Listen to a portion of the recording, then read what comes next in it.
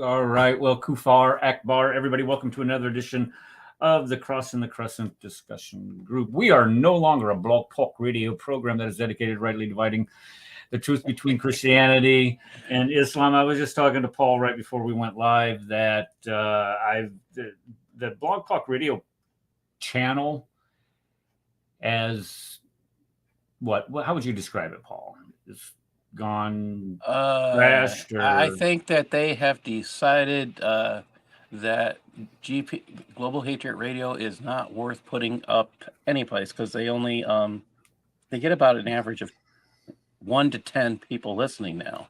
Yeah, I mean it's but that's neither here nor there. I mean it's just an extra burden that we have to go through. Oh, but, it's tiresome. It's tiresome. It is. It's a lot of work having to get that back up. But anyway, we are here every Sunday afternoon at 4 p.m. Central Standard Time for about 2 hours, and we talk about topics, subjects, or current events that deal with Christianity and Islam. We did have an interesting discussion going before we went live. Some of you guys ought to start joining us before we go live. I'm not sure exactly how you would do that, but you do need to join us. But we were having a discussion about what's going on in Clubhouse and a couple of the rooms with Catholics. And I do not bash other Christians on this show. I will not. And especially Catholics, because a lot of people like to take their shots at Catholics, and that's their prerogative. But I will not get in disputes with other like-minded Christians, even if they are Catholics, Protestants, Baptists, whatever. But these group of gentlemen that are purporting to be Catholics are going around condemning Protestants, saying that, if you don't believe, and this was what the discussion was about, the perpetual virginity of Mary, if you do not believe that Mary was perpetually a virgin her entire life, then you are condemned to hell. And I asked that, because that sounded to me like being out there really far. I mean, that's, you can have your beliefs according to your denominational system, but I don't, if you profess that Jesus Christ is Lord and that God raised him from the dead, that's pretty much Romans 10:9 stuff. And now you're going outside of that. And if you want to do that, again, that's your business. But please, please say the condemnation for the real enemies of Christ, not your brothers and sisters. That's all I would ask. Okay, so today we're going to be going through a debate. I know, folks, this has grown. I've gotten weary of this myself. 3 weeks ago, we reviewed last January of 2022's debate between David Wood and Kenny Bomer on the age of Aisha at their marriage. Was it moral? as a prelude to the debate that they had the following week, another part 2 of that same debate. And then we reviewed that debate, and that was painful. And then last week we reviewed Kenny's review of his debate, talking about how well he did. And we know, these guys are delusional. They just are. I don't know how else to describe it. I mean, if you think that you won that debate, now I made my points. Well, you made a major points, but your points are so screwed up that it completely destroys the basis for your beliefs. That's just what he did. Oh, that's not true. That's not true. Even though it says it and everybody else says it's true, and all of your most trusted sources say it's true. Okay. Anyway, and so this week, what Rad has done, because Rad has a life, he went in and he reviewed the debate between Daniel Pecachu. And believe me, when I went looking for a graphic for this week's show, I got all of these Pokemon cards graphics, because Pikachu is evidently a Pokemon character. Am I right on this? Yes. Okay. Okay. At least somebody admits it anyway. So that was kind of fun to do. But anyway, so we're going to review this debate, because this Daniel Pecachu guy, and the reason why I put him in the title of the show, he's a real Muslim, is because he actually believes that having a 54-year-old man crawl on top of a 9-year-old girl is okay. As a matter of fact, he thinks it is halal. Is that the right word? Halal, not haram. Halal. He thinks it's halal. It's okay to do this. So what we're going to do is we're going to go through some of these clips. Rad sent me 19, and I tried to endure all of them. And I tell you what, when you say you took one for the team, I took one for the team, having to listen to this guy for, golly, it's sick. Okay, but anyway, we're going to let, admin note. Tuesday morning, I'm going to go live, but it's just going to be me and Bob the Builder. I'm going to be interviewing Bob the Builder from Speaker's Corner, and we are going to be talking about his ministry and what he does. And then what we're also going to do is we're going to place, I've been going through and slicing and dicing some clips from Hamza Mayet. This guy's a character, guys. I mean, I encourage you to watch the clips that we go through. We might even go through some of the clips next week on the show that I have down. This guy you talk about being dishonest. Oh my goodness, this guy's, anyway. Okay, so Rad, are you ready? Oh, and by the way, Rad has instructed all of us that he is going to have to take some time off from this show, because he does not know how to run a timer when preparing his pork ribs, or whatever what are you cooking? These are hollow ribs, pork spare ribs. They're 100% hollow from Allah. They are kosher approved, okay? They are supreme because I have made them, therefore I have made them halal, and I have made them kosher as well. But yes, I will have to take a break here. Actually, I had to just refuel. I ran out of fire starter. I'm like, oh my God, I just checked it, but I put colds in there. So, but anyway, that's beside the point. So everybody tried to distract Rad when he has to go out there, so he forgets and then burns them. You know what? It sucks. No, you don't burn something else here. Give me a minute. Talks amongst yourselves here. Let me find it, because you're gonna love it, because it kind of goes with what we're talking about here. And I just had it, and now I can't find it. Let's see, one more. I'll try one more. Let's see here. All right. I just had it. I thought I put it in the playlist. Hold on. The answer is no.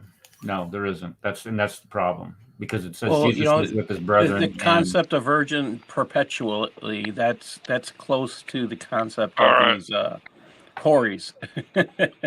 Yeah. Let me the same lines. Let me share my screen here real quick. I just shared mine. Now I got to unshare. I answered that question. I answered that question in chat. It just shows how ignorant the Muslims, like some people are. like they don't know. Mhm. Okay. All right, we're ready. This is just a brief introduction to the Oh my comparison. gosh! All Here right, we go. here we go. This is a blast from the past. Here we go. Wait. Oh, you know what? I saw Hold this. on. I saw this. There we go. Where is it? Oh, okay. Here we go. Tell me you can Unmute hear it. There we go. You just said that semen can't live for more than 7 days. Mhm. But brother, each and every person on this earth, Uh-huh. I'll be 47 years old in Mhm. just a few weeks. Mhm. And guess what? I used to be sperm myself.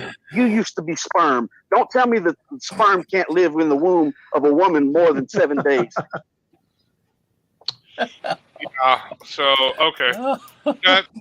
That's a blast from the past from Kenny's first interaction with Christian Prince, and he thought he won that debate as well. But that's pretty much what we're dealing with when we deal with the imam from Texas, the freshman doctoral student, and Fists of Fury. He never beat his wife, even though he punched her in the head. But he never beat his wife, and he did not spend a year in prison, just in jail. And yeah. But now this is refreshing though. This is a debate, people, that happened right before Kenny's debate. I actually think this should have been the closing debate, and I actually think David Wood should have debated this guy. Because in my opinion, even though the Christian did very well, obviously, there were some things that he just focused on kind of wrong material and it got distracted, which I will explain when we go through these clips, okay? But this Muslim, this Daniel Pecachu. This Daniel Pecachu, is a real. He doesn't just wear the dress, as you will see. He actually believes, okay, that Muhammad is the best example of mankind, and he actually believes the Islamic halal, kosher, Sahih sources. He actually believes the Islamic jurisprudence, the Islamic scholars. He actually believes, okay, this stuff. He's a true believer in Islam. Okay, so I do respect that. And I think we all should respect that. We all should respect anybody that, we respect the fact that they truly believe in something. They're not having to make up their own crazy cockamamie Kenny Islam religion, okay? Because they have morals that are based on their kaffirness, okay? You know what I mean? Yeah, They're based on what? They're kaffirness. What? Kaffirness. Yeah, that's what I call it, kaffirness. Because well, I see what you're saying. Right. Okay. These reverted Muslims, they develop morals in the Kafir system, so they have morals, and they can't resolve those morals with the morality of Islam, because that's what this truly is. This is two different levels of morality. Okay, two different things of morality. There's Islam's morality and there's our morality. I say our morality obviously is superior. That's because, I'm a whatchamacallit.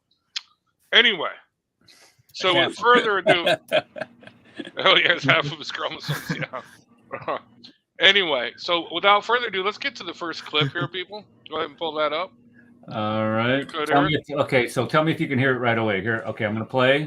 Oh. No, we cannot hear it.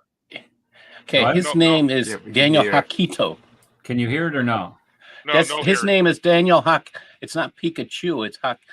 Oh no, it's Hakitu. It starts with an H. I don't know. He's just a Muslim in the funny dress with the funny hat. Yeah. He works for. I think he works for ISNA, if I remember right. Okay, hold on a second. Let's see. Stop screen. Share screen. Okay. Make sure you click on the thingamajig. Okay, I tell you what I got to do. I got to back out of this completely and bring up a different browser because the browser's not recognizing it. So just give me a second here. This is not going to take. We are professionals, people. We are. Well, the way that you set my computer up there, Rad, has this all set up.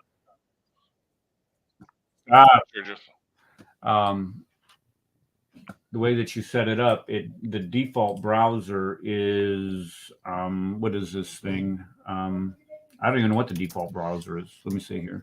The default browser is Edge. Oh, well, we can change that. Yeah, I don't know how to do it. Okay, so let's present. Hold on. Present. Why is this not working? Oh, I see why. Cancel. Okay, so present. Share screen. David completed. Okay, so do we see this now? We All see right. it. All right. But even in Can you hear Rewind that? it. Yeah, we can hear it. Turn it up. Turn it up. All right, here we go. But even in normal environments, 1% of girls have their periods by age 8 and 4% have them by age 9. This means that they have completed puberty by ages 8 or 9. Okay. So first off, this is from his opening. I think it's the conclusion of his opening.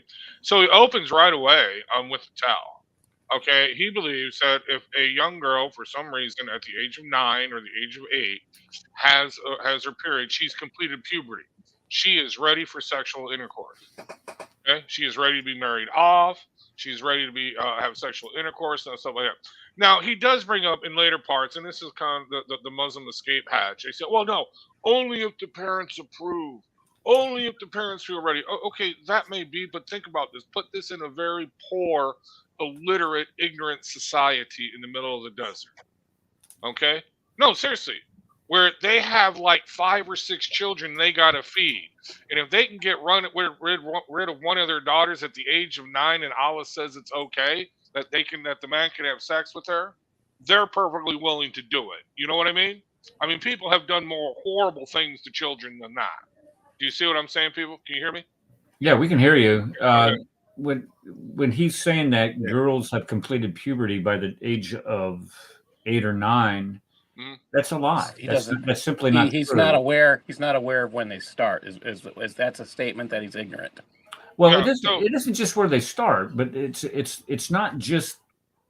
It's just not menstruating, though. It's just the development of the body, and this is why when we talk about them, this is the 4th week in a row that we're talking about this, and I'm going to prepare to do wudu just as soon as the show is over because I'm tired of having to go through this mess. But a girl's body has to develop in order to It birth takes time. It's years. I mean, it's right. Puberty doesn't It's happen years. overnight. It's a process of years. It's not done overnight, and that is a statement of ignorance. Considering his background in this and that he went to Harvard, it's quite a statement against the education process at Harvard. Well, here's another thing that I wanted to point out, and this is the mistake of the Christian. And this is our mistake as well. We deal with age numbers. We shouldn't deal with age numbers. We should deal with the classic, well, not the classical, but the modern thing of the Tanner stages. A 9-year-old is Tanner stage 2. Okay, all right, and that's what we got to deal with here. Even if she has her period or not, she's still Tanner stage 2 at this point. Okay, and because that leads into other things that he actually brings up regarding the transsexualization of children, which is kind of interesting, which we can get to. It's at the end. But anyway, so that's how he starts off. Let's play the next clip, please. There we go. Now here's the million-dollar question. How do children deal with those desires? I want all the opponents of child marriage to give us a practical solution for all the sexually frustrated minors out there, because those hormones hit like a tsunami, creating desires that need an outlet. The outlet promoted in society. Okay, I'm sorry, I went a little too far on that. Okay, so let's just briefly touch on this. So his main point is that, and he does actually have a valid point on this. No, he doesn't. Hold on. We have pushed the age of marriage. Okay, all right. No, because he doesn't go into things. Why is it all of a sudden 18? Why was when it was younger? It's never 9. Okay, it was it was still 12, 14, whatever. 13 Jewish would be because they'd be bar mitzvah or bat mitzvah or whatever it's called for the female. Okay, but that would be a courtship then. That would be the intendant. Okay, but they would still marry relatively young at 15, 16. Okay. This is, in the ancient world, and there is a reason for that. One, people died, okay, at a relatively early age, and 2, okay, well, yeah, they had to reproduce and so on and so forth, and they had to be working on the field, working on the farm, working for a household. They just couldn't be sitting around playing with dolls, right? Okay, so he does bring up some valid points, and then it did become all of a sudden we went to an industrialized area, so now children had to be educated to operate the machinery. Fair enough. So let's move to 18. But he does bring up this valid thing. where children are taught now, especially in high school, no, don't get married. Go to college first, then get married. And if they're in college, no, wait till after you graduate college, then get married. Or wait till you get married until after you start a career, then you can get married. You see what I'm saying? Okay, they push it forward and forward. And this is something that is really happening in our society. So he does bring up valid points in that area. But his solution to let 54-year-old men marry 9-year-old girls and have sex with them clearly is not the solution. But here he brings up the whole point, and he actually equates this, and I don't know if I have other clips, that somehow Christians are in favor of 9 and 10-year-olds having sex with each other. No. That somehow we're in favor of pornography and masturbation and all that stuff, okay? And idolatry and sexting and all that stuff for children. Okay, no, we're not. But his solution is marry them off at 9 years old to 54-year-old men. And no, that is not the solution. Okay? All right? To some very valid points. Okay? Don't get me wrong. They are valid points, in my opinion. But that is not the solution. Now, I do believe that we should go back to the way it was, where you do a courtship, you have an intended in high school. It's just not date 1, 2. You know what I mean? Like, Eric, you married your high school sweetheart, right? She was your intended. You knew that you were going in that direction, right? Yes. Okay. And I know a lot of people that are doing that have done that in high school, but the majority do not anymore, and that's the problem. Do you see what I'm saying? But either way, it's a valid point. But his solution, Islam is the solution, is clearly not the solution. Anyway, thoughts and opinions on that? Yes, many. Okay. Go ahead. Okay, he says, how do you deal with these desires? Just like any other desire that is wrong, you don't act out on it. You ask God to give you the patience and the discernment on how to deal with it. And lots of exercise. Well, that helps. But what I'm saying is that you just do not give in to. We don't give in to. Do we give in to all of our passions and our desires? I mean, that's just complete lack of discipline. And so you have to have and I understand what he's saying. I don't agree with it, but I do understand the point that he's trying to make. But this is where we're talking about disciplining the mind, disciplining the body, and following through on that. And then he said, he talked about educating kids, or I think you commented on that, Brad. By we see a lot of people going to college right out of high school. Is that when they need to be going to college, right out of high school? I mean, that's even a better question. Why don't we wait to go to college if we're going to go to college? Because going to college is really not a necessary thing in order to be successful in life. It helps. This is true. Don't get me wrong. I'm college educated myself, but it's not the end all be all. So if you're like me, I never went to college traditionally. I went to college at night. I took all my undergrad work was done at night while I was in the Army. I get up in the morning at 5 o'clock. I'd work all day, get off at 5 o'clock in the afternoon, and then 5:30 to 8:30 at night, I'd be in a college class. So there's ways to do it. It's hard. This is true. But the traditional way that we're doing it here, we should take a look at that. But even if he's right, let's just pretend he's right for a second. He's not, but let's just pretend he's right. Okay. So we do marry him off at a younger age. When is that girl going to go to college then? Using the traditional format? She's not. And she's going to be shut out of society in any way to advance herself on her own accord. She's going to be completely dependent upon her husband. And this is what Islamic society does. It makes the woman completely dependent upon the husband. And so therefore they will do anything, even accepting multiple wives. So I think this is another way of men subjecting women. That's my personal opinion. And it's also the right answer to your question. Anybody else? Anybody else? Really? This whole panel. I see the chats. Wrong. Wrong. Yeah. All right. Well, thank you for somebody speaking up. Thank you. Let's see here. This Built for Speed says a twisted world and life view. This is what Sharia law teaches Islam. This religious religious masquerade. His name is Hakakitaju. It's not Pikachu like a character of So it's Hakakitaju. Okay, and I hate to say this. Go ahead, Paul. I'm sorry. He sounds like a cartoon character, but yeah. Okay. That means that I would have to care enough in order to pronounce his name correctly. His name's Pecachu. Daniel Pecachu. Yabba dabba doo. All these things. Because anybody that, and here's why. Anybody that would believe and go out and support marrying little girls like that, I'm not going to take the time to learn their name. I'm sorry. And I appreciate you doing that for us, Paul.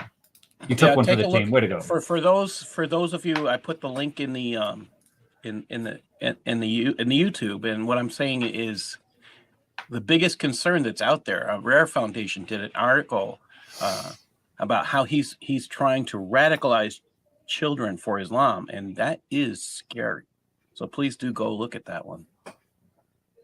I mean, if this is the guy who's trying to influence your children towards it's okay to have sex with, for men who are 50 years old to have sex with children, something's wrong. Yeah. Okay. I just look at private messages. You see that one from Rad in private messages? Stepping away to check on the ribs in the middle of the show that I'm running. Okay, this is going to work out well. Well, we're going to play another clip while he's gone, and then we'll see if he can figure out what we're talking about when he gets back. Okay, let's go to this one. All right. The outlet promoted in society today is an absolute disaster. Kids are taught sex ed as early as 9, and some experts want sex ed in kindergarten. The shocking news recently. Okay, so sex ed at 9. Do we teach kids that young about sex ed? 9 years old? I mean, in their school? There is a movement in education circles to educate kindergartners. So he is not wrong about that movement. There is an attempt, but they have been trying to do this, at least in liberal states like New York. California, they actually do teach some in kindergarten. Don't forget that when they start teaching stranger danger and other things that are like the results of this. What's stranger danger? What's that? What is that? Don't talk to strangers. No, okay. So let me just interject here. Part of? Okay. Yeah. Let me just get back here. Okay, let's get focused.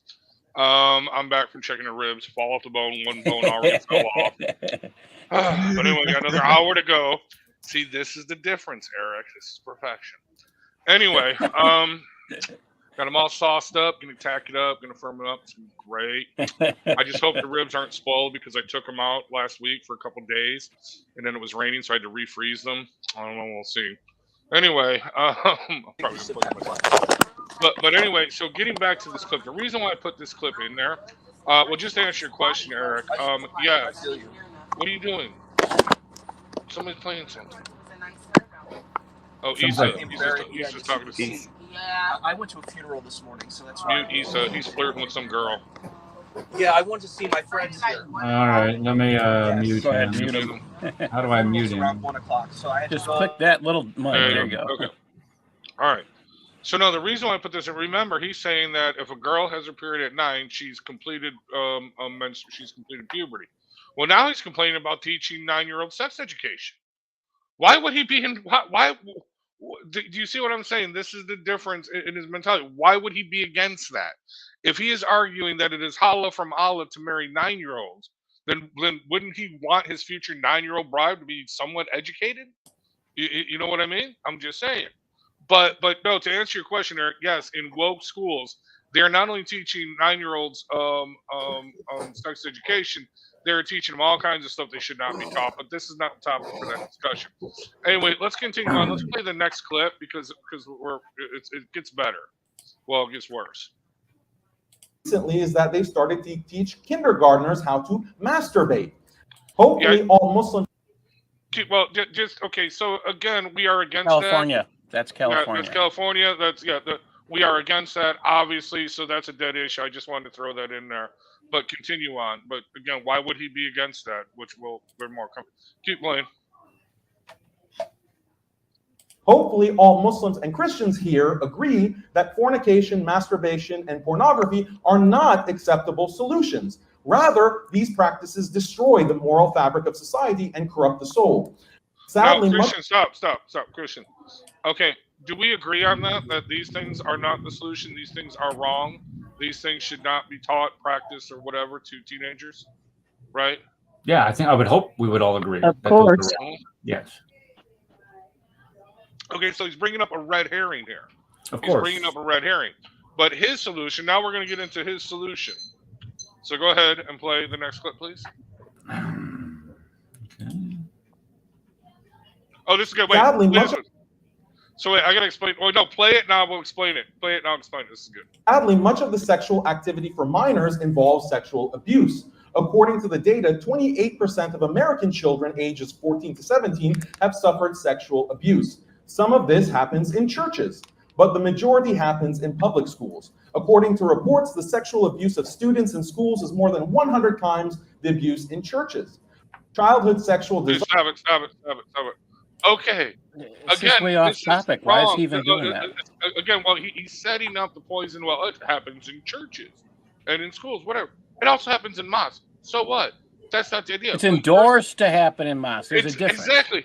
But what he's endorsing is having sexual abuse of children. You're just calling it marriage. You're just saying that the perpetrator, the pervert, okay, in Kenny's words, the pervert, should be allowed to marry. Therefore, it's halal. It's not sexual abuse no more. But it gets better, dude. I mean, not better, but worse for him. I mean, really, this dude is just. But he's a true believer in Islam. He What really percentage? is. What percentage did he say of Americans suffer sexual abuse? What was the percentage you said? Oh, who knows? In his I mind, think it's something like 28%. 28%. I think he said Yeah. it was a pretty high number. Right. It doesn't matter. They just throw out statistics. You know, they're of the crowd of one woman is raped in America every 45 seconds. Yeah, I would wonder, what is the number of sexual assaults that occurred during the Hajj? like a lot. But either way, They don't get reported, so we can never know the vast majority. Right, and that's the point. In a society, okay, let's just wrap your mind around this. Okay, in a society where he is saying that you do marry girls off at very young ages, where these girls do not ever have these opportunities that he's talking about, going to college and all this, that, and the other. But and yet, when they go to their most holy, most profoundly holy place, right, place, and do these rituals, they are still abusing women at exponential rates in a place where you're supposed to be getting in touch and communing with God. They're still doing this. And so he's going to lecture us that we have to give up all of our Western values and freedoms and allow our little girls to get raped by these scumbag old men. I'm sorry, it's not going to work out in the aggregate. It's sick is what it is. Okay, well, yeah, it's very sick because again, his solution to this, okay, is to have the abuser marry the victim, and then it's halal. Go ahead and play the next clip. I'm not sure what this clip is, but I know it's relative to something. Childhood sexual desire from puberty is an unstoppable biological force. How does one channel those desires is the question, and Western society channels it through fornication, masturbation, and porn. In the best case, and in the worst case, the sexualization and fetishization of children as young as 4. Okay, so the answer is rape. That's the answer. That's his answer. Rape. Right. There you go. That's the answer. We'll fix all this. We'll just rape them little girls. Exactly. Now that's setting you up for the next clip. Okay. This is 8 minutes and 59 seconds. So I didn't think. I don't know what you're thinking about. I saw that. I'm not playing something for 8 minutes and 59 seconds. No, you can fast forward it. No. So you Okay, the next one. Yeah. Play But number what 8. changed? Yeah, play number 8. But here, fast forward it. Fast forward it to just pull it up. I'll fast forward it. Go to 2 minutes before the end. Yeah. Start there. I'll tell you. Start there. An important case is British India, with a population that was 75% Hindu and 25% Muslim. Due partly to Christian missionaries in 1860, the British government set a minimum age of marriage of 10. This was raised to 12 in 1891. Fast forward another minute. I think I grouped this one up. consent. And of course, the age of consent is artificially set to match mandatory schooling ages. So in essence, the pedophile is mandated. Now, many will claim that child marriage causes psychological harm. It's interesting that pre-modern people understood trauma and the emotional damage that can come from certain sexual behavior. Sorry, this is gonna be play it. There's like sodomy and prostitution, but there's no evidence that anyone in pre-modernity viewed adult minor relations as traumatic. Even modern research casts doubt on the existence of psychological trauma from adult minor. No, this is the important part. Play this part. Minor sexual relations. Psychologists Bruce Rind, Philip Tromovich, and Robert Bosserman have published meta-studies critically analyzing this. What they discovered is that while there can be problems in some cases, there's no inherent harm with adult minor relationships. The only harm comes from it being socially taboo in current society rather than anything objective or inherent. These psychologists received backlash, as you can imagine, and we can dive deeper into the studies later. But the point is the claim that minor marriage is bad because it objectively causes psychological harm is unproven. So, dude, there's more. There's more. You don't understand. What I am telling you, when I say there is more, play it to the end. It's bizarre that anyone should depict new modern norms on pedophilia as obvious or eternal invalidity. Such norms were literally inconceivable in the pre-modern period for the many reasons I've mentioned. All this is why attitudes toward child marriage have shifted historically. The burden is on my opponent to give a better explanation for why there was such a radical change in attitude starting about 300 years ago. If child marriage is this objective and universal evil, please explain why 99% of humanity throughout history was blissfully ignorant of this. This is even more of a burden for my opponent to explain because he's a Christian who believes in revelation. Why doesn't the Bible condemn child marriage? The Bible condemns homosexuality, which hasn't been as commonplace historically as child marriage. Was the author of the Bible simply ignorant? Or is it more likely that the author of the Bible is fine with child marriage? That's certainly what countless Christians throughout history believe and practice. All right, you can stop it. I was wrong. Now I want to take... Okay, but did you catch that one part? So he's saying that there's no evidence that adult-child relationships causes trauma or harm. Pay attention to that part because it's another clip where that comes up. But so basically he's saying that, he just cited the study. I mean, you heard it. Well, one of these studies that got several backlash that was saying, hey, pedophilia is good for the child.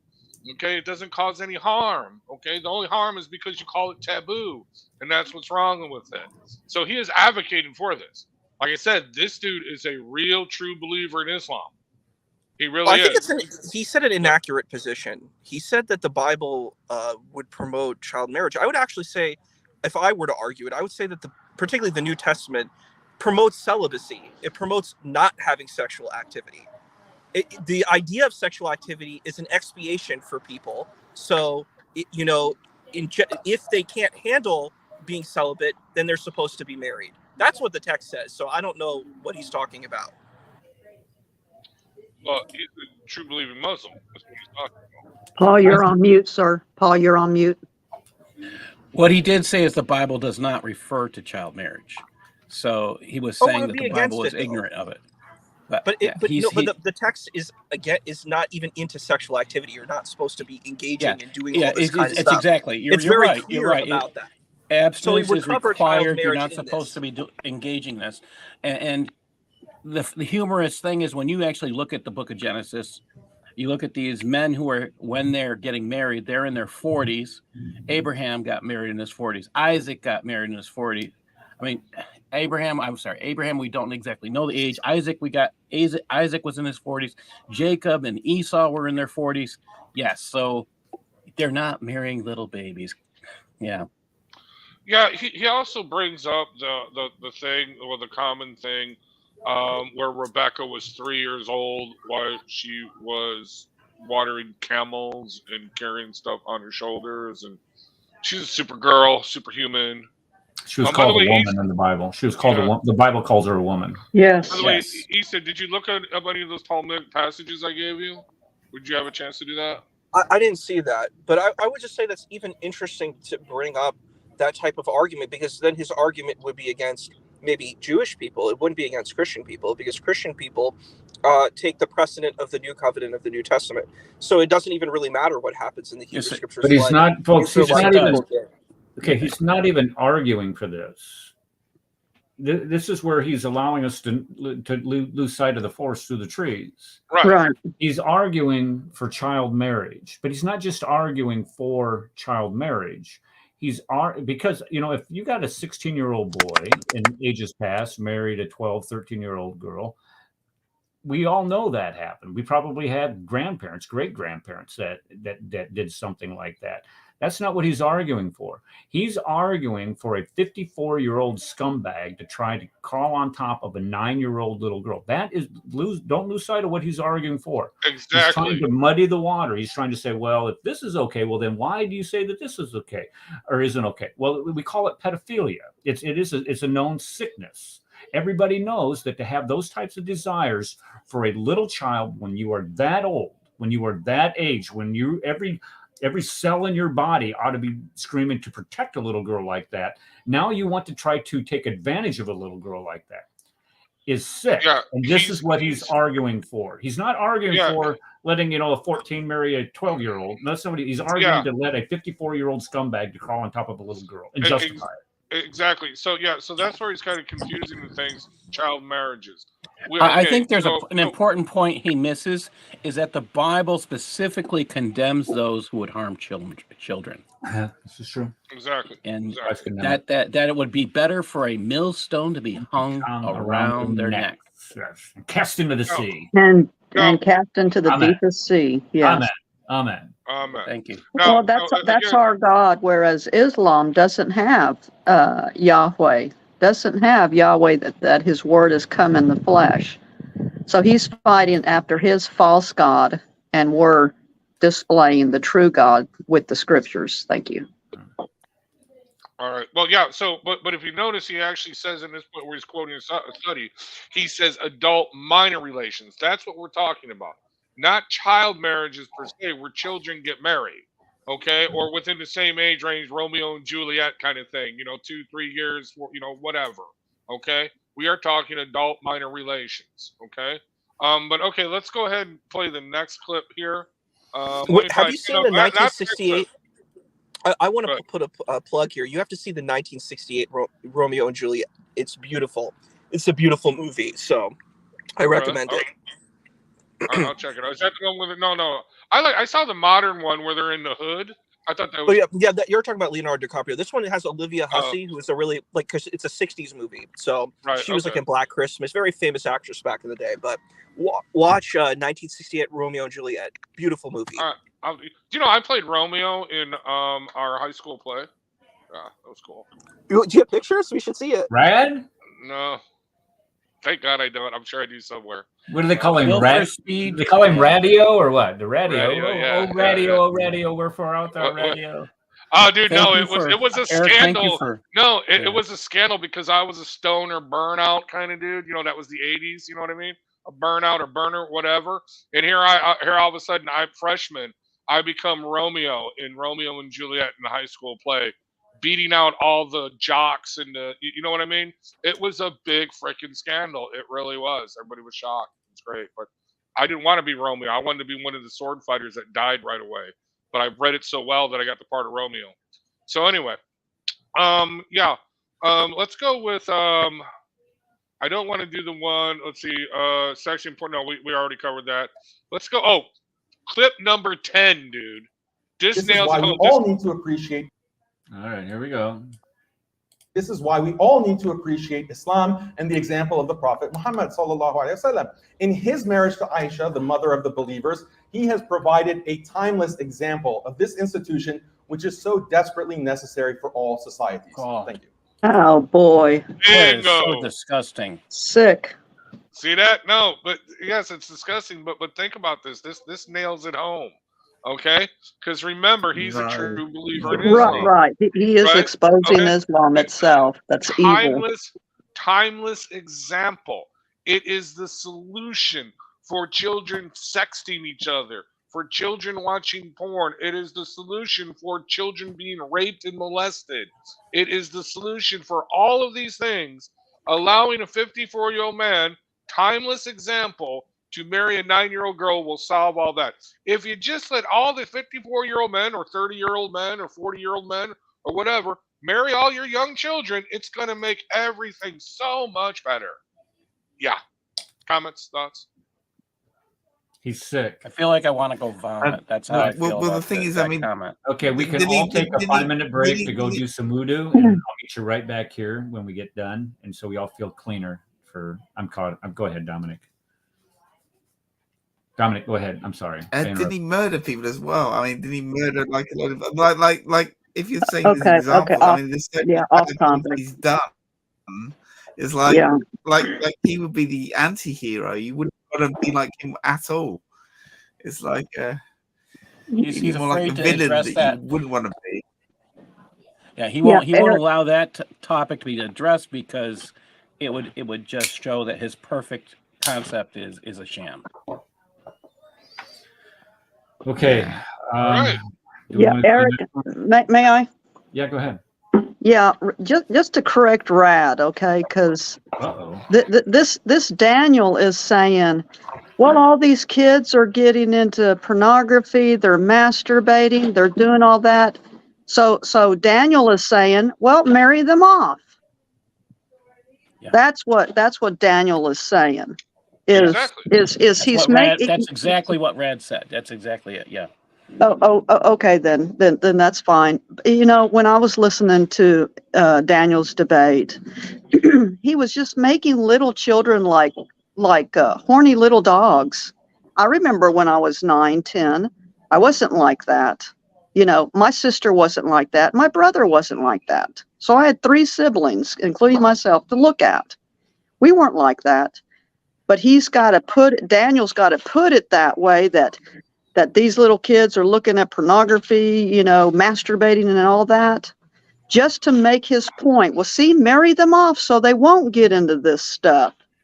That this is just pure evil upon children. It's child abuse. Thank you. Well, I wanted to answer like that what you just said, sister. I think that's an important thing. The concept of what he's saying. He has this he's like this prophet of death. Like he thinks that everything is horrible and evil and everything is going to be destroyed. He's terrified and he's paranoid of our world.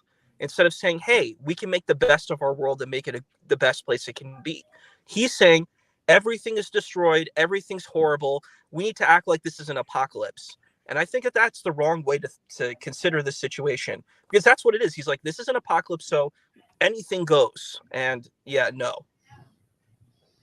Well, notice the one thing that he's doing here. He's saying that since Muhammad did it, Muhammad has set example for all Muslims to follow. So if you are a 54-year-old scumbag and you feel that you have these desires and Allah gives you some little 9-year-old in a dream, then it's perfectly permissible for you to ruin that young girl's entire life by doing those things that Muhammad did to Aisha.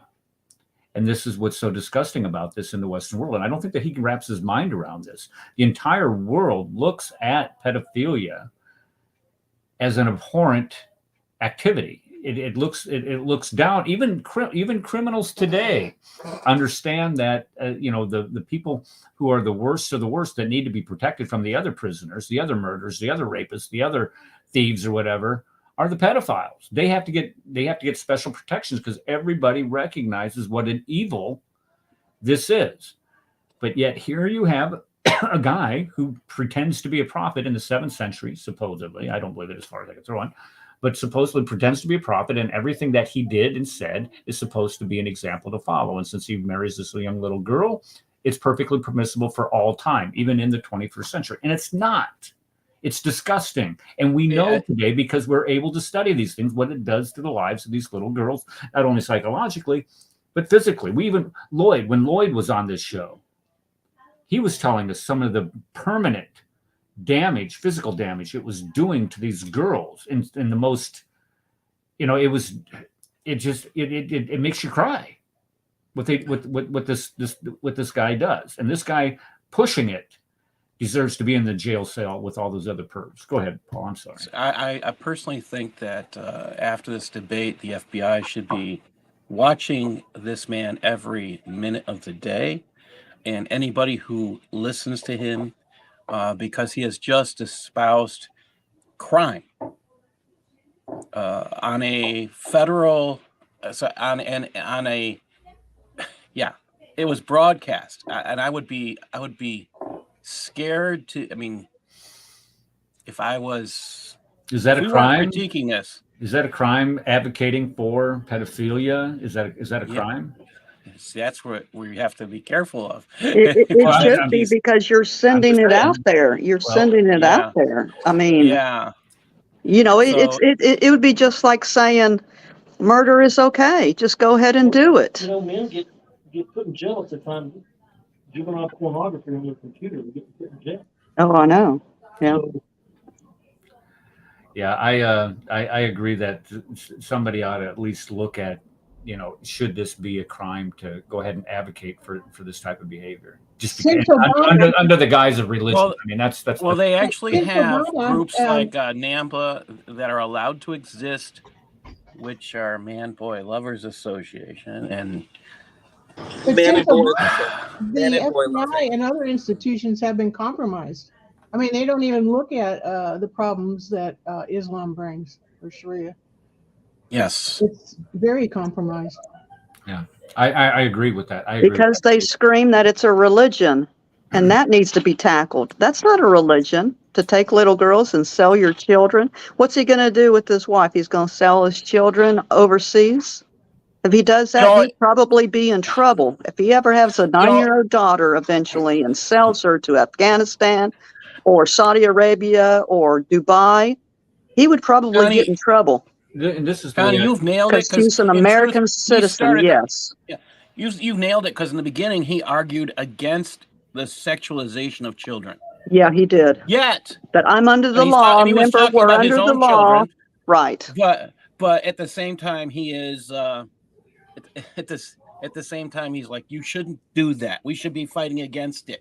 But it's okay as long as it's Muhammad doing it. So we should do it. Like, what's he gonna do at the age of 54? right.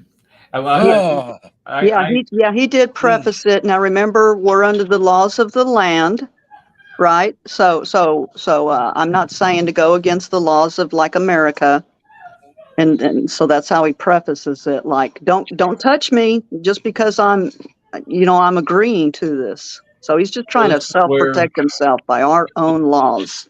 This is. I have where a feeling we're going to be reading about him shortly. Just Okay. saying. This is where what I teach in class is that I teach that your rights end where my rights begin. So if you're saying, well, this is a freedom of religion practice, this is a religious practice, crawling on top of a 9-year-old little girl when you're 54, that is not protected under the freedom of religion, because her rights begin to be protected from you, the 54-year-old scumbag, from raping her, regardless of whether you call it marriage or not. Okay, are we ready to roll out the next one? Can we take a 5-minute break? I got I have my family here. I'm going to play this. Let's play this, and you guys. Wait, hold on. I want to We play could- a certain clip because hold on. So let's go with number 13. Let's go with Medicine. number 13. Number 13. You mentioned the period comes. Okay.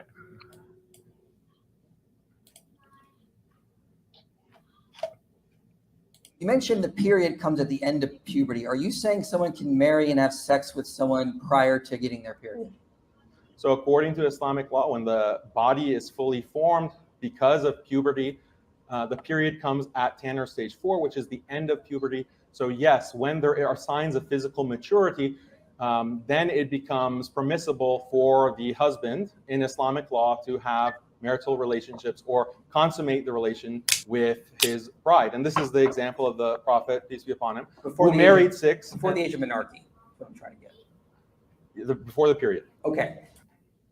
Hear that? Boom. To have sex with a woman before their period. He actually says it.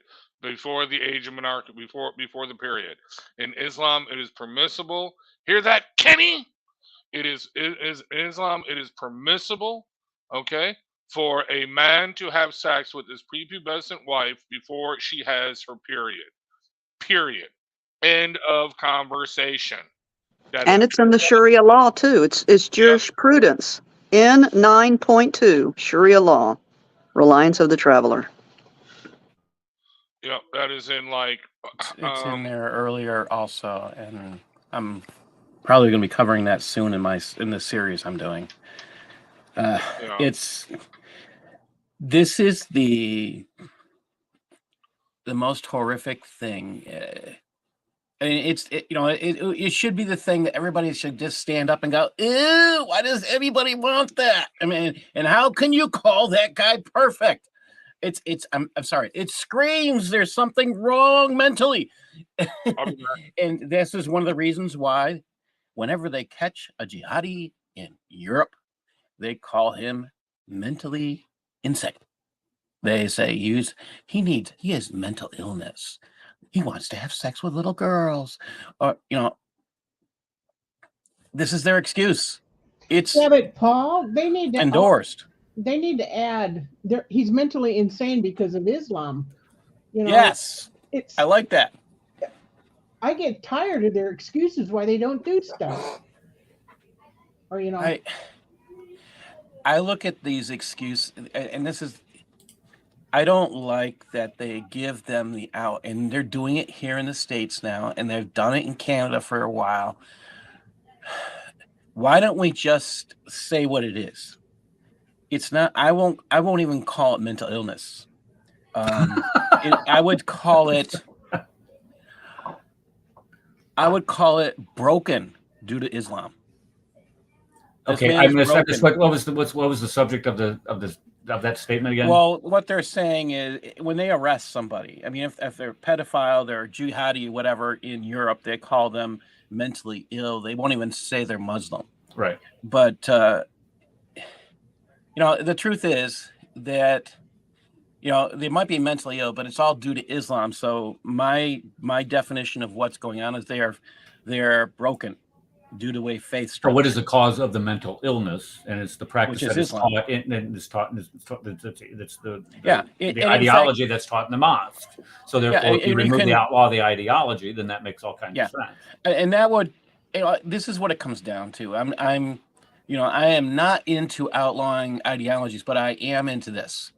If you encourage or allow this ideology to spread within your borders, within your area, you have to stop and ask, because Pecachu, I don't even want to say his name at this point. It's so disgusting and vile. And I'm the one who was pointing out his real name. I understand why they want to call him Pecachu. Oh my God. This man who is espousing sex with between a 54-year-old man and a 9-year-old, and says it's the right thing to do as a solution for all time. Oh my gosh. Makes me want to vomit just thinking about somebody having said that. This is one of the strong. This is why we get all of this pushback when people start, saying, "Well, why do you always criticize Muhammad?" I mean, don't you realize how and this is what we hear, is it not? Do you understand how offensive that is? To hear you insult our beloved prophet, who we hold dearer to us than our mothers and our wives and our children. How dare you do that? Well, yes, I'm going to criticize somebody who set an example for you to follow, and that example entails crawling on top of prepubescent. I think you have to. And I think you have to play the roundabout, Eric. I think you have to play the roundabout instead of just going straight for that. You have to say, "Do you have children?" And they usually say yes. Do you have a little girl? Do you have girls and boys? Yeah, okay.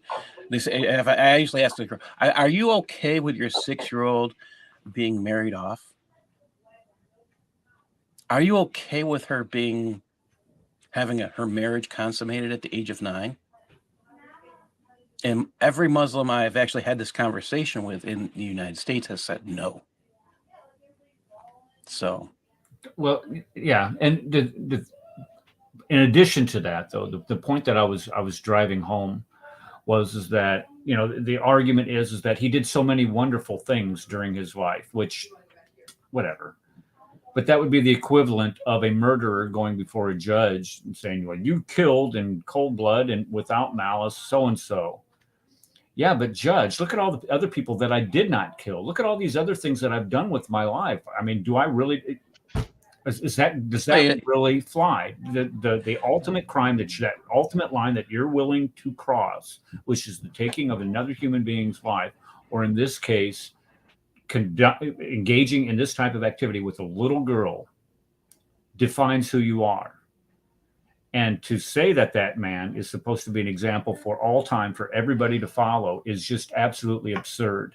And then to criticize that, or to criticize those who criticize him, is again a sickness. It is some type of mental derangement. It's some type of sickness to sit there and try to justify this, protect him.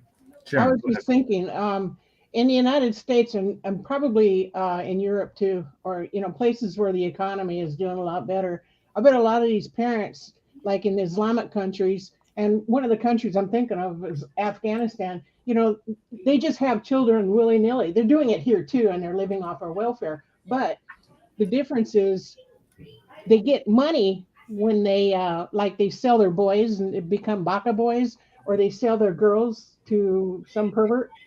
I bet they're getting money, and that's how they get some of their income. Yeah, that's exactly what they're doing. They're selling them. Yes, and it's in the Sharia too. Connie, can you show your PTR? Is there a way to show your PTR there? If you look at Connie's picture icon, that is straight from our intro. And what you said, Sharon, is spot on. This is a picture taken from a CNN film clip of a 65-year-old Afghani man, a wealthy man, purchasing a 9-year-old little girl because the family doesn't have any money. So they sold her to this old man so he could do what to her? Well, so he can marry her. I can barely see it. Even when I make it real large, I can barely see Well, it. it's in the intro. Okay. I don't want to play the whole intro, but it's in the intro where it clearly shows this guy pulling her across whatever threshold they're doing. They're going through a contract ceremony, and it's just the most disgusting and evil thing that you can imagine.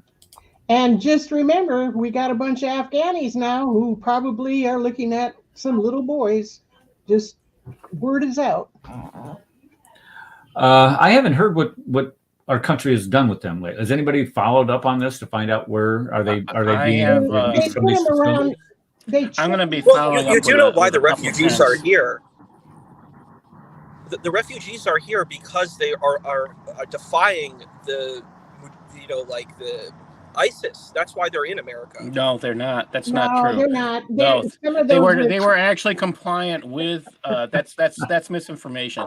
They were not here for that reason. They were here because they jumped on a plane without any. There was no. Okay. There was no check. There was anything. I'm gonna side with Isa on this, where he's partly right, and No, so are they're- you. Thank you. Not all of them. Not all of them. I guess Yeah. maybe it was worded wrong. most of them Not are all not of them. vetted. Right. Not all of them did not come here for nefarious reasons, because they were part of ISIS or they were part of the Taliban or whatever. Many of them did come here because they were genuinely in fear for their lives, because they did cooperate with our military during the Afghani occupation. However, there is a big percentage, Paul, just like Paul said, there's a big percentage of them there that got on that plane so they could come here and cause all kinds of problems for us. And that's why, when we look at that, when we start criticizing Biden, I know last week I had to stop y'all and pretty much mute everybody because we got on this bandwagon and everybody's like, oh, Biden. Shut up.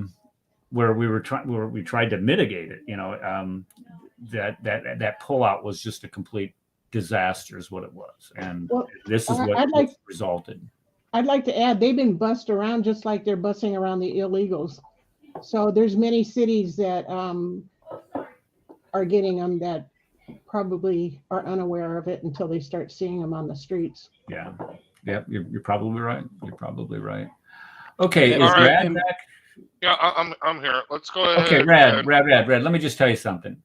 What? Don't be taking any more pictures of your pulled pork ribs and sending them to me on my stuff. I'm not interested. That's perfection, dude. Go ahead and share. No, go ahead and share that hollow pork. He's like, Go ahead does this and make share you that. hungry? I'm like, shut up, man. We're in the middle of Go ahead and share that. Go ahead and share that. I'm just saying that is perfection. That is 6 hours perfection. Oh, right because if there. I share it, then I got to back out of this whole mess. Right, okay, I'll do okay. that. Remind me at the end of the show when it's All all right, so done. let's go ahead and play. Let me find the clip that I want you to play here.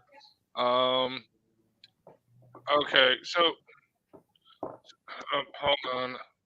So okay, so we did the sex before the period. He actually answers it 2 more times, 14A and 14B, where he actually says it again. But we So don't you have to can play, have play with that. But let's go with 15. Let's go with 15. The question is, I'm a precursor to puberty. Go ahead, play this. Okay, this is 1:20. 15. Yeah. This is gonna take a Play the long whole thing. while. Play the whole Okay. thing. All right. Is puberty is? Yes, I do. Okay. What is it? It means starting puberty unusually early, like Can beyond you have, averages. Is there anything in Islam that prevents you from a man marrying a 5-year-old that started precocious puberty? No, marriage can happen. You can arrange a marriage even as an infant, but that doesn't mean that sex is allowed. But could a man have a marriage to a 5-year-old consummated if she started precocious puberty? If she starts showing signs of physical maturity, then yes, that's permissible. As I stated, that's what about the age 4? If there are signs 3. So this is something that becomes biologically impossible because precocious I have a puberty, study that shows it goes as early as 11 months. All right, well, that's something that the parents would not. See, the thing about Islamic marriage is that parents are involved at these ages. And when you look at the marriage of the Prophet, peace be upon him, to Aisha, her parents were involved. And so she was not living with the Prophet, peace be upon him, even though she was married to him. So the parents have oversight. And sometimes a qadi or a judge can have oversight if the guardians are not capable to make sure that the rights and the physical well-being of a child are not, or a minor, are not harmed by that marriage. What about, because you've tried to justify sexual slavery after a war? Okay, sorry, I didn't. All right, okay. So a couple takeaways from that. First of all, that blows Kenny's whole concept of consummation. He actually says that consummation means sexual intercourse. Remember, Kenny was saying that no, it doesn't mean sexual intercourse. It just means completion of a contract. But anyway, but notice, and I do fault the Christian for this. He should have just left it. Instead of peppering with the questions, he should have just left it. Okay, can you have sex with a prepubescent or a precocious a child who suffers at the age of 5 from precocious puberty? He should have just left it with yes. Instead, he kept preparing it. You know, what about age 4? And he said yes. And he said age 3. Well, no, that's biologically impossible. Again, he should have just left it at that. Okay. But notice all of a sudden he now switches the goalpost. He said, no, the parents are involved. Again, as you guys are all discussing, again, as happens, what is to prevent a parent? And there are horrible parents out there, whether they're Christian, Muslims, atheists, or whatever, who would willingly sell their child into this, who do sell their child, not just into this. Not a Christian parent, though. Not a Christian parent. Not a Christian parent. Well, people call themselves Christian. Okay. Right. Yeah. False Christians. Yes. Yeah, but either way, I mean, you have this just normally, where drug addicts, will sell their child, okay, into horrible things, okay. So what's to prevent that? Okay, but either way, notice what he says here: a child at the age of 5 going through a horrible medical condition called precocious puberty, okay, which is deadly, okay, it can be deadly, okay. Then it's perfectly halal from Allah for a 54-year-old man like Muhammad to marry her and have sex with her. I mean this again, this is a real Muslim. This is a Muslim who believes Islam. This is a Muslim who believes Prophet Muhammad, whatever, is the perfect example to mankind. He believes that marrying that 54, that the solution to all of teenage or puberty problems are to marry off the girls at a very early age. Now, I will say this. Let me just say this. There is a problem in these cults that do this, okay? Those Mormon cults, okay, as well as other places where the older men are snatching up all the young girls, and the poor teenage boys, they got no one to marry in these cults. So they're like, what are we going to do? And no, this has caused bloodshed and rebellion and all kinds of things, okay? That one dude, what's his name? He just got busted and went to prison a couple years ago. Mormon guy from they were living in New Mexico. Right. But no, Yeah, I know what you're talking about. that's they turned him in because of this. And they would do Wade Jeffers, Yeah, something Wade like Jeffers. Yeah. Something No, like remember, it was because what that. Warren Jeffs. There you go, Warren Jeffs. they would just banish all the teenage boys because the older men were snagging up all these young girls for themselves. And that is the problem that you create, okay? So no, I mean, even on that level, let's say, okay, that is the solution. No, it's not, because you are creating even more problems on that level, okay? Islam is not the solution. Islam actually is the problem. But anyway, go ahead and talk amongst yourselves. Amen. Okay, here's a perception of mine. Okay, we've listened the last 3 weeks of a certain individual from Houston who calls himself an imam belabor the point that the age of Aisha was not 9 years old, and he's going out of his way to engage the kuffar to convince us that she was not 9 years old, and that we are absolutely wrong in our assessment and don't know Islamic doctrine. We don't know Islamic sources, even though we quote them for them, show them in black and white what they say, and all of the tasphere that goes along with it, and the long history of these child marriages to these old scumbags throughout Islamic history. But no. This individual from Houston who calls himself an imam focuses on us. My question is, why in the Hades doesn't he challenge this Daniel Pecachu to a debate and focus on those people within his own religion who actually believe this and who actually practice this? Why is he more focused on telling us what we should believe about Muhammad? Why isn't he more focused on correcting those people within Islam? Why don't we see that? Why don't we see a campaign? Why don't we see a campaign to do that? Yeah. I have the answer. I think he's scared that he'll be labeled an apostate and they might take action. Oh, of course he's scared. And, no, he's not scared. So Kenny's scared of debating somebody like Daniel. You see what he does. Pecachu. I bet the coward Kenny, I'm going to say the coward Kenny, has no guts to challenge this Pecachu to a debate because he's not man enough to debate him, is what it comes down to. I'll say it. Well, I sent them both an email, unbeknownst to each of them, but I did send Kenny an email, even though he sent information. Okay, Red. What did you do? What did you say that again? I sent Kenny an email. I know I broke the law, I broke the code, but I did. But now it could be because he has me blocked. I don't know. But Kenny, seriously, I would actually pay good money to see that debate. Not so much between Kenny and this dude, but between any non-believing Muslim, okay, who does not believe in the superiority of the Prophet, who does not believe in the dominance and predominance of the actual Hadith scripture, to challenge one of these true believing Muslims to a debate. And they will get destroyed. There was actually, that was one of my things during the ISIS period when I was on Pal Talk. I was actually telling these Muslims, why don't you go in these rooms and challenge these ISIS Muslims?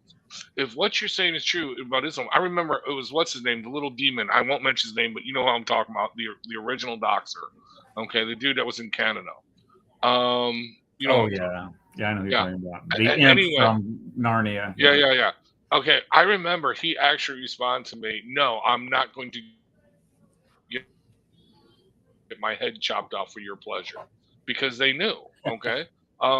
But no, seriously, Kenny, I don't think this dude he's Harvard educated, right? I think you guys said. Yes, he is a Harvard. I don't think he went to school at Harvard. It doesn't.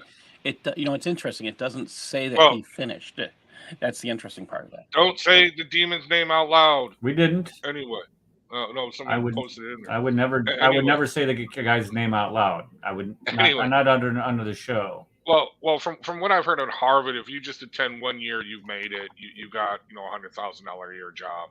If you just completed 1 year, I mean that's pretty much all what it takes now. But anyway, no, I would love to see that. I would pay good money. I would help raise money to sponsor that debate. Okay, seriously, Ken, I'm not making this up. Let's see back to back Prove Islam. Prove your Ken Islam is the true Islam. Maybe have a GoFundMe of some sort. No, Exactly. never mind. I don't want to. I would pay good money for that, though. I really would, to watch that debate. Kenny and Daniel. Well, Who would win? Who do you think would win between Kenny or because there's both? Regardless of both losing. Kenny debates, he'll believe he won. Regardless, Kenny would win unless he gets his life ended as a result. Yeah.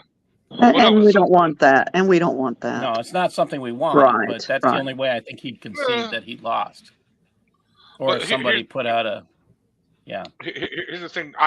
There was an actual debate between Amjan Chowdhury, the ISIS supporter in the UK, and one of the original dudes of Muslim Debate Initiative. I forgot his name. He's still around.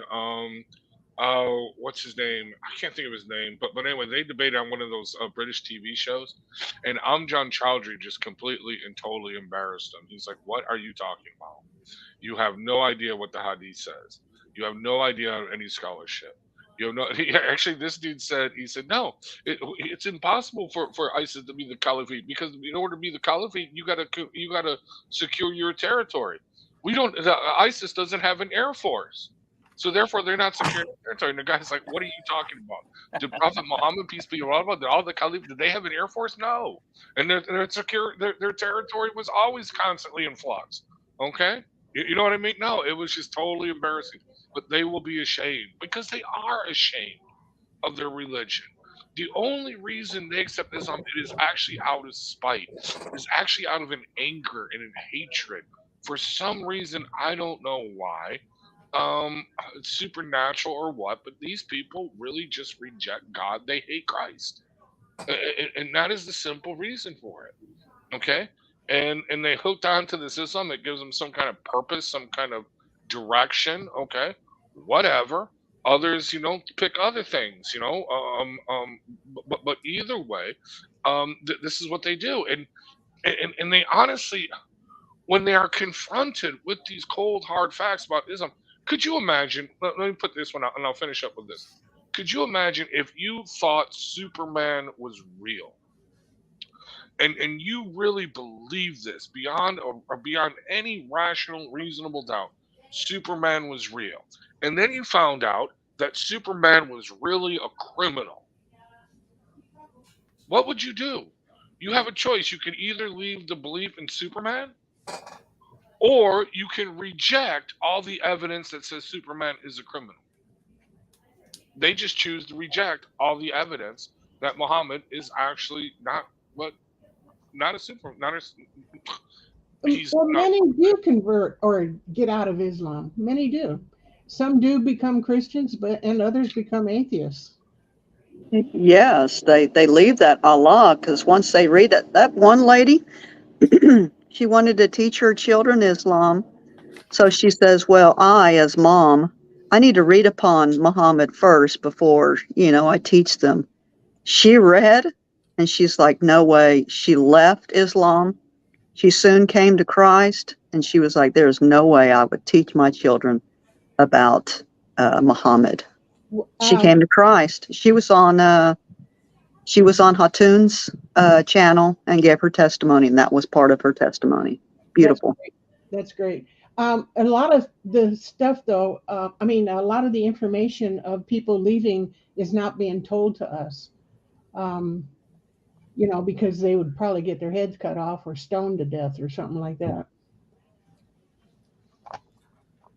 Okay, what I do know is that you guys were correct when you alluded to the fact that there has to be some type of derision to defend this type of behavior, because this is the reaction that you get is this hostility towards anybody that would do let's just be honest here, to do a show like this, showing, okay, this is what you guys believe. This is what when we compare to what Muhammad did to little Aisha, and this is what society calls him, and they will do everything that they possibly can to either divert, like Kenny did in his debate, or to justify, like Pecachu is doing here. And it is a it's almost a demonic blindness. And I don't mind saying that. You have to be demonically blinded to try to defend something like this. And I'm not, and the thing that Kenny, I'll just say that up front, the thing that Kenny struggles with is that he has a greater sense of morality than what Muhammad did. He'll never admit that. But according to the Islamic sources, all of the Sahih Hadith that have been compiled and we're supposed to trust, he says not to trust, say that this is what this guy did. And he knows intuitively, this is Romans 1 stuff, folks. God has written this law in our heart. We know intuitively that it is wrong for a grown man to do this to a little girl. And to have somebody to try to defend it, whether he's lying about the sources or whether that he's saying that, well, this is something perfectly natural and that we should allow this to happen because everybody's hormones are changing. This is evil. Evil defending evil. Okay. Yes. Can we go over to the next one, or are we still have something to say here about this? Rad, are you checking on your pulled pork again? Hold on, let me check the private chat. No, evidently he's not. He said that he would let us know when he was out there checking on his pork, but evidently he is. We're going to go to the next one without him. How's that? Do we dare do this? Okay. Yeah, we can do it. We can do it. This one's going to make you mad because this one deals with sexual slavery. It'll teach him a lesson. What about, because you've tried to justify sexual slavery after a war. So what if a man finds a 7-year-old, let's say, started her period, could he take her back as a sex slave? So that's a whole different debate on slavery and concubinage. I'm just talking about the minor aspect. Would that be fine? Yeah, so if a girl is any age, she can be taken as a sex slave, right? Yeah, as opposed to being left to die after war. So women can't take care of themselves. They would need to be taken by the men because they're too capable of caring for themselves. Only about 10 seconds left. Yeah, a 4-year-old, a 7-year-old, an 8. What about, because you've tried. Okay, that's okay. Wow. Do you mind if I say something really quick? Sure, go ahead. Go ahead. It's like the thing that is disgusting about what his argument is. His argument basically is, wow, look, they're on the battlefield. They're going to die. So, we're helping them. It's like the most sickest, like serial killer, sadistic mentality. You go and murder a person's family, and then you're like, I'm helping them by taking them back to my house and assaulting them. I'm like, this is insanity. What kind of argument is this? I mean, the dude needed to push back. If I was debating him, I'm like, no. You're not going to get away with this argument that you're saying. You said it's okay to kill this person's family. Also, why would the woman be on the battlefield? She's not going to be on the battlefield. She's going to be at her home, particularly in the 7th century. That's not what was happening.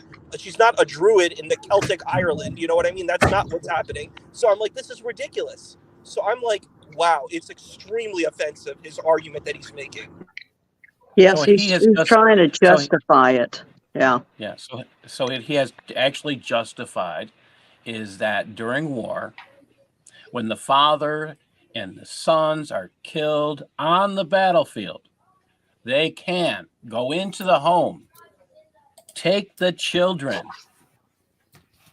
as sex slaves. That's what that man just did. And I'm going to say, if it was me, if I was a little girl and 7-year-old, I'd say, kill me. Let me die. I don't want to be saved by you. You just killed my family. I'm going to hate you for the rest of my life. Why the heck would I ever want to be near you? You murdered my family, and then you're going to, take away my dignity? My or whatever you want to call it? 4-year-old, a 7-year-old, they have no clue. They have no clue. I mean, they will find out, though.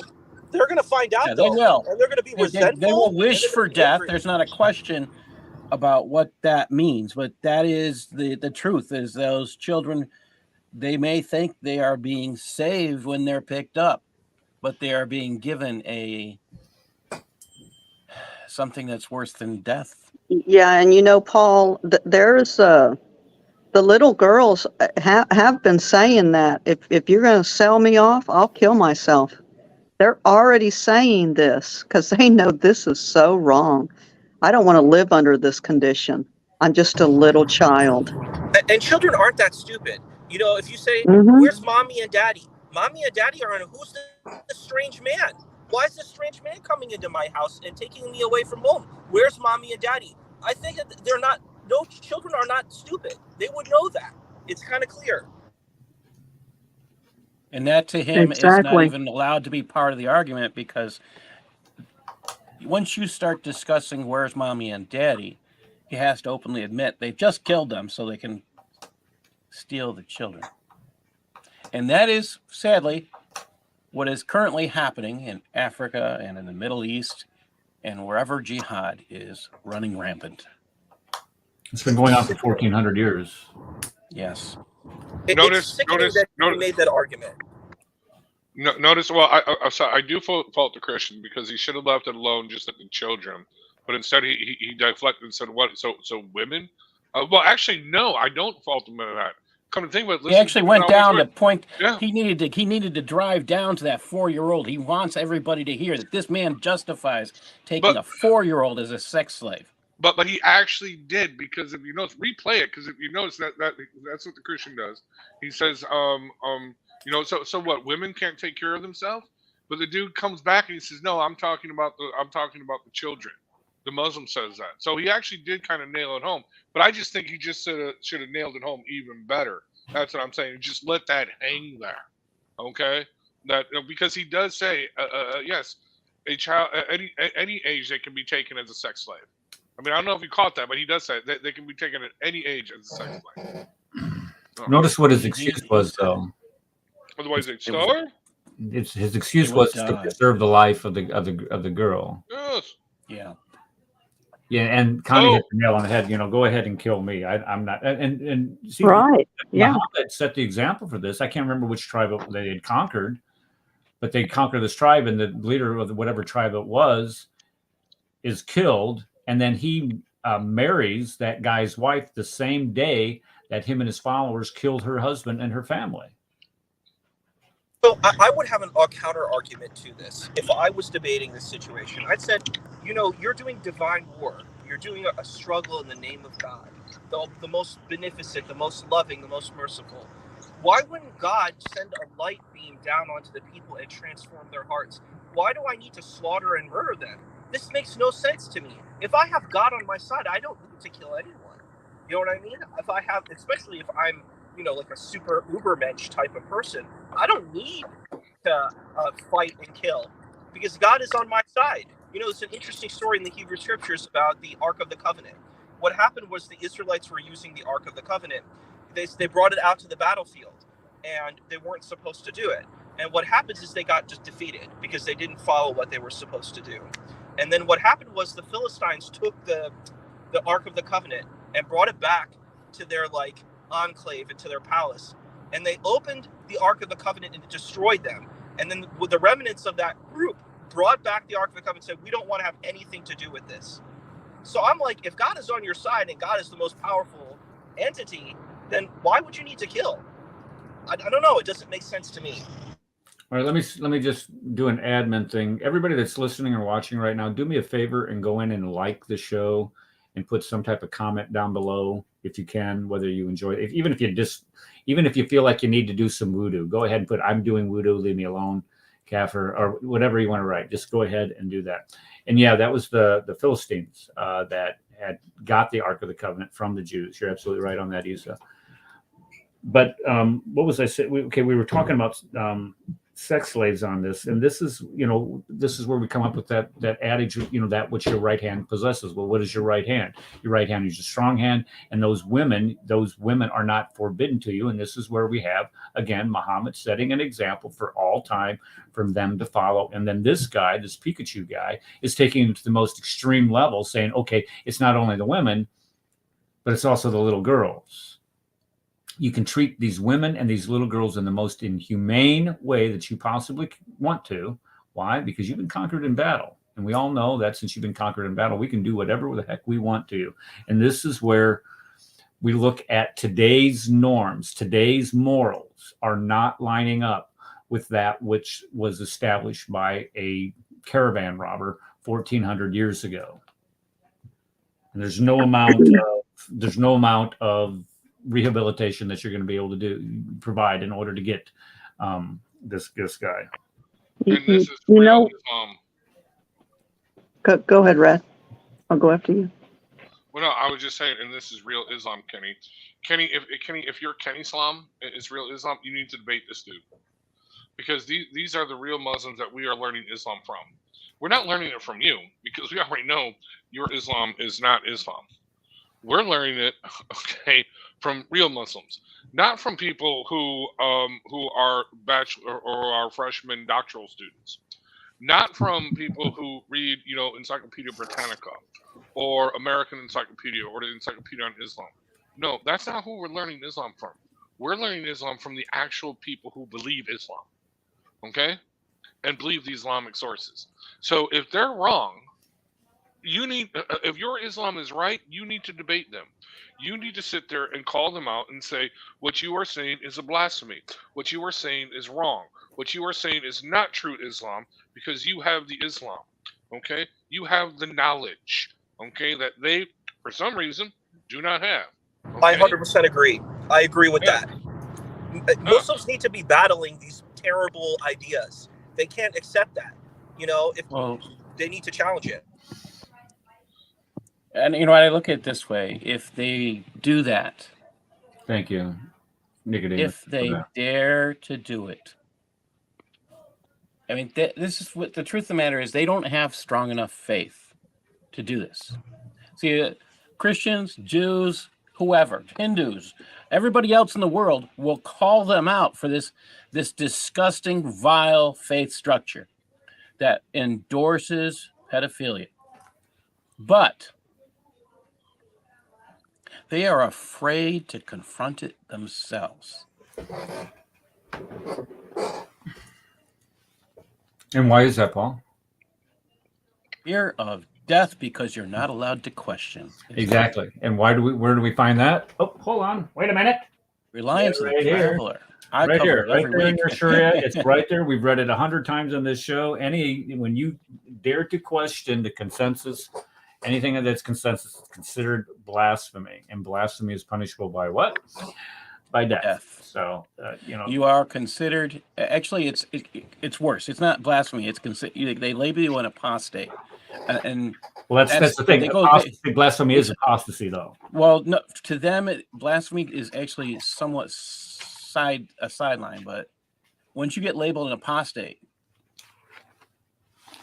you can be killed. And this is where Kenny and where all these pretenders, the Navy guy, which and the Pecachu wannabe of lesbian Islam from Canada. I look at their disgusting, vile, pretend Islam, and they will not address these things. What happens? I mean, she calls herself a lesbian Muslim up in Canada, and she won't address, well, what do the Muslims do to lesbians? They kill them. What did Muslims do to gay people? They killed them. It is required under Sharia. Why don't the moderates openly go to these mosques and say, hey, let's have a debate? Because they know there would be a fatwa written. Well, here's what it says about I would just add one thing, Brother Paul. I just want to add one thing. I think if you take the most extreme Islamic position, I don't think lesbians would have as much of a problem, because there's two concepts in homosexuality, or those type, not homosexuality, but lewd acts. That's what it's called in Arabic. It's called sihak and liwat.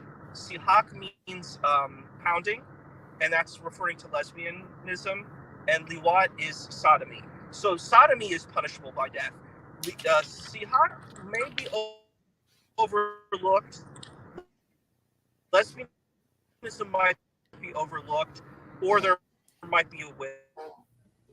They have recently, there's been actual recorded events of murders of lesbians in Islamic run countries. So it's probably inconsistently enforced. I won't say otherwise, but it has been done.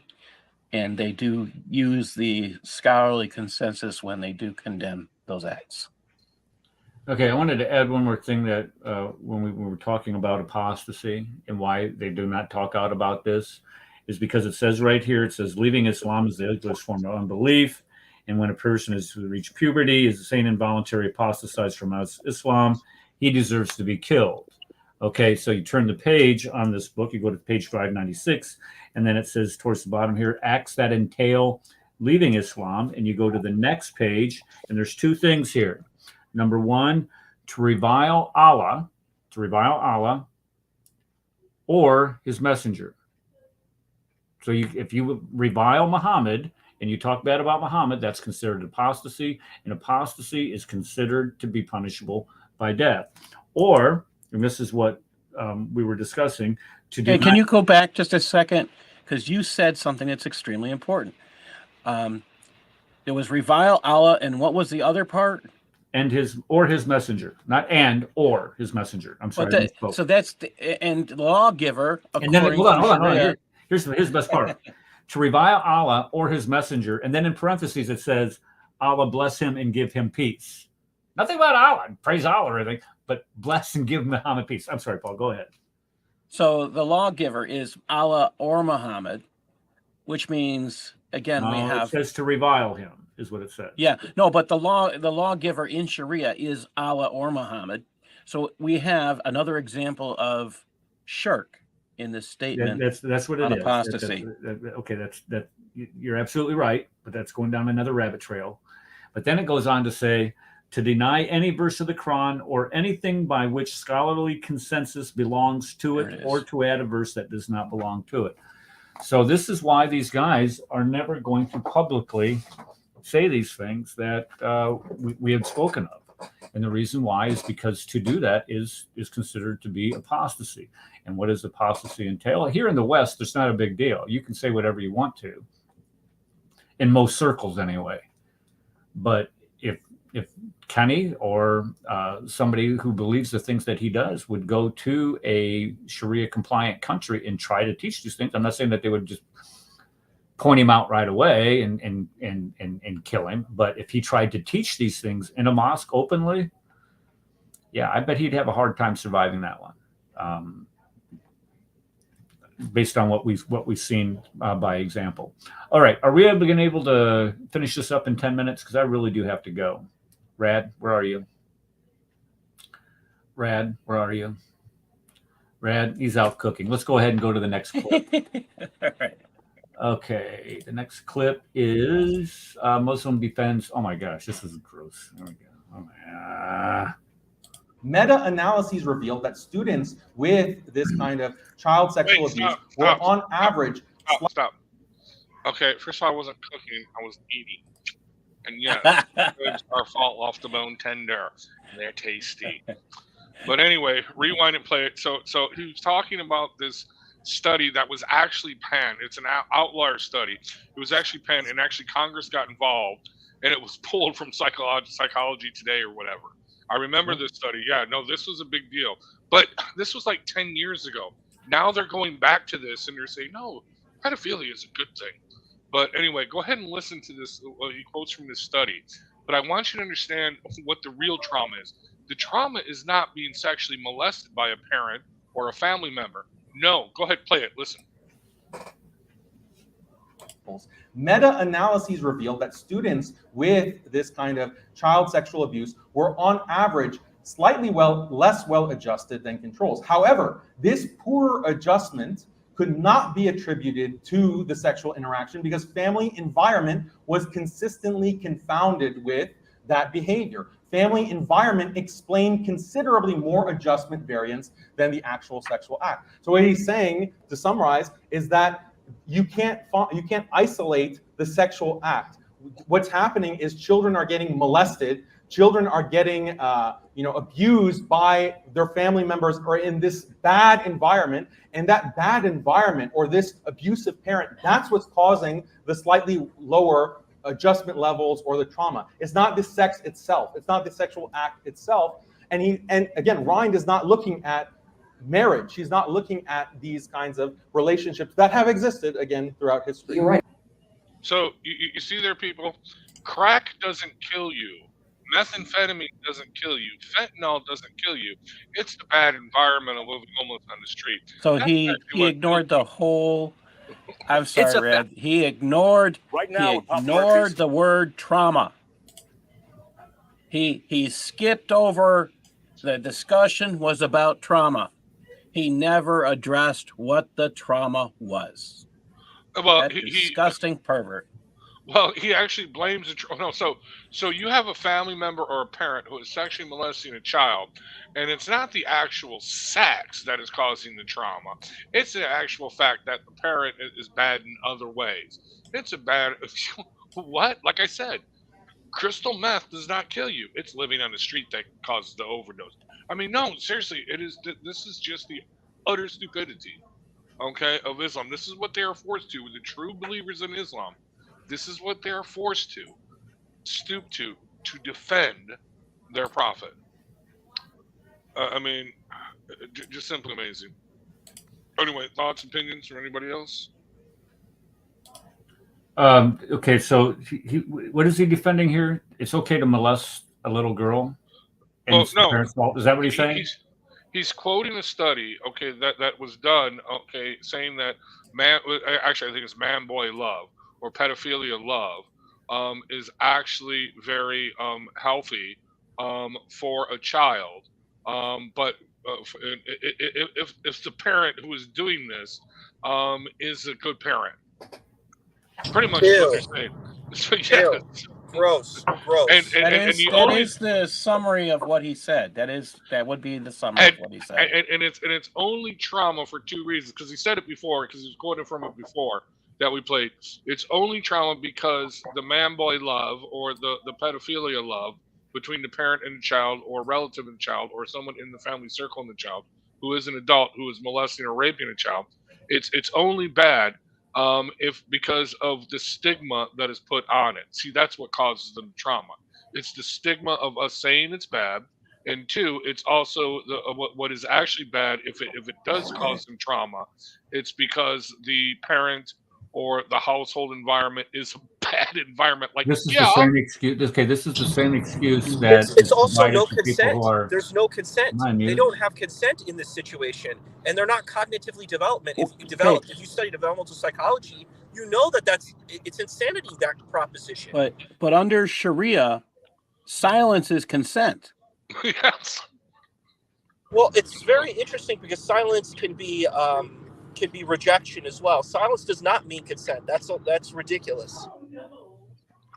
Well, in Islam, no, silence is consent. If it the child, word for word, silence is consent. If the child does not answer, then that means she has consented to the relationship. But either way, I mean, this is just okay. Like I said, the guy gave better arguments than Kenny did. Now, this does not mean that his arguments are going to convince me to convert to Islam. It's going to actually repulse me away from Islam. Okay? And the bad arguments that Kenny gave are not going to convince me to join Islam, but they're not going to repulse me to be away from it. That's just going to be like, because you're stupid. You know what I'm saying? What kind of goofy religion are you worshiping where you have to reject all your holy scripture just to, try and prop up this tin God you have of yours? You know what I mean?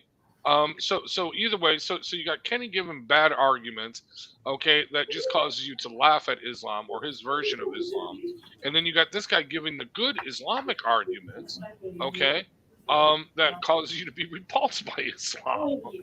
I want to address something that got put up here in chat. How do you answer a Muslim who says Islam is the fastest growing religion in the world? And this is a true statement. It is. Statistically, it is the fastest growing religion. And the reason why it's the fastest growing religion is not because of the convincing, how convincing the religion is or evidence for it. It's the fastest growing religion is because Muslims on average have the highest birth rate. And the reason why they have the highest birth rate is because they can marry more than one woman or one woman. And those women are not given the same opportunities as women are in what we would find in the Judeo-Christian countries. So therefore, that their sole purpose is bearing children, and they have several children. So that is the straight, direct answer to this, and it has nothing to do with the truthfulness of the religion, and everything to do with the repressive attitudes that exist predominantly within that culture. It ignores a person's choice for faith. That claim. Right. And okay, should we be concerned about? That's the second part of the question, and the answer is no. And the reason why is that the apostasy rate that we see in Islam today has been described as an avalanche, and this is a true statement. The apostasy rate in many Islamic countries today is growing exponentially, and the reason why is now people are coming to the realization that, number one, the fundamental tenets of Islam are simply not true. They cannot prove it historically in any sense of the word when we start doing history. But the second thing is that they are now able to openly examine criticisms of Muhammad through social media, through the internet, and they are now subjected to these criticisms, and they're able to make their own judgments and not necessarily depend upon the judgments of their scholars or of their imams. So it's not. I'm not personally concerned about it, and that's because I'm an old guy, and by the time they become a majority religion in the world, I'll probably be dead. But that's not why I'm not concerned.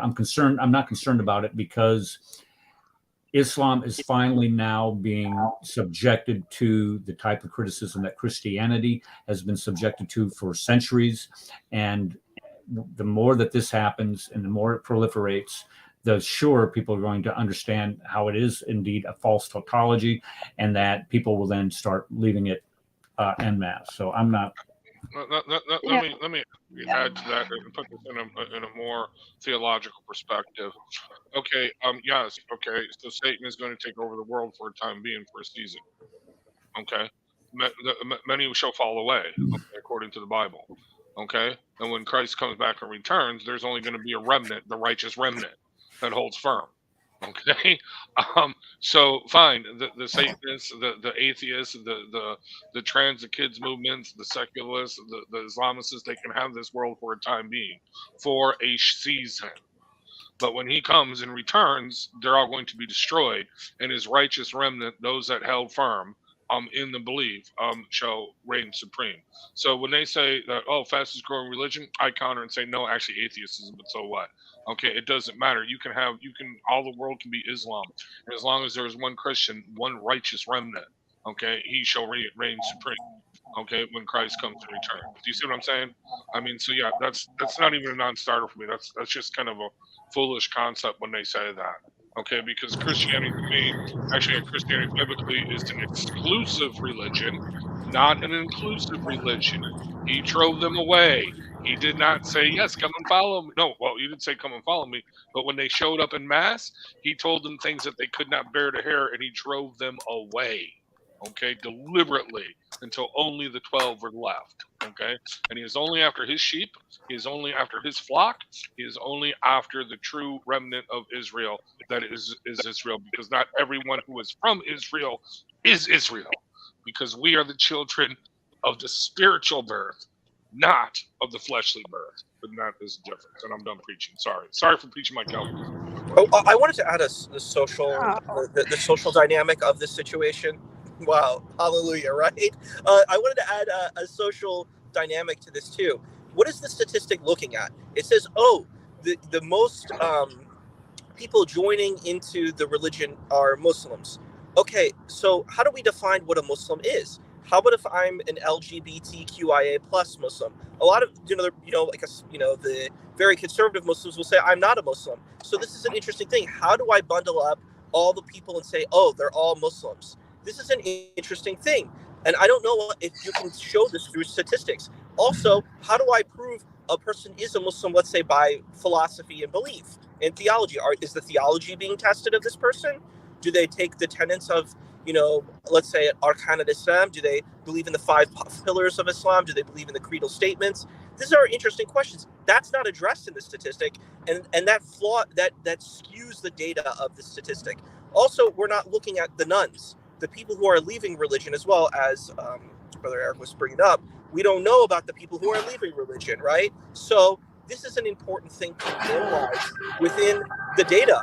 I don't think that this research is giving us the most accurate assessment. So that needs to be considered. They cannot give accurate data on how many are apostatizing because revealing they have apostatized puts their life at risk. Well, God knows what's going on with that, and I think it's become. If you just look at the nation of Iran as an example, would they say 70% of them have left Islam? 70% in the Islamic Republic of Iran. That is pretty telling of what's going on. But God knows, and as I mentioned, and it's a very good question. But I'm not concerned. Yeah, go ahead, Darcy. Of course. One thing we all seem to keep forgetting is what Islam says about itself. Islam is going to end just as strangely as it began. So we don't, it doesn't matter. It's nothing to be scared of. It's going to end. Okay. God's in control. God has this. You're right. God has this. He's in control, and we need not worry. Let your hearts not be troubled. Type phrase. Okay, guys, I want to run. I really do, because my grandkids are here and they've been knocking on my window here. Show the product. Show the product and play the cold close. What product? What are you talking about? My ribs. He wants you to show off. I'm not going to show that. Show it. Are you crazy? Why would I want to show that? Look at that. Look at those beautiful ribs. Look at that. Bone is pulled back. Fall off the bone. Juicy teeth. Well, I hope you all enjoy it. Okay. Are those pork ribs? What's that? Pork? Yeah, they're hollow pork ribs. Those are spare ribs, dude. That's halal ordained pork ribs. Right. All right. All right. Okay, everybody came today. Again, thank you. God bless you for coming, spending your Sunday afternoons with us. I know you could be doing a lot of other things, and I appreciate you coming. Everybody. Yeah, I'm getting to it, dude. I'm on a roll here. Got me some slack. Okay, and then everybody in chat. There's great discussions in chat today, and we appreciate you guys. So God bless everybody, and we'll see you next Sunday in the Cross and Crescent discussion group. Advanced, student, and specialist. That the standard narrative has holes. That's what I'm.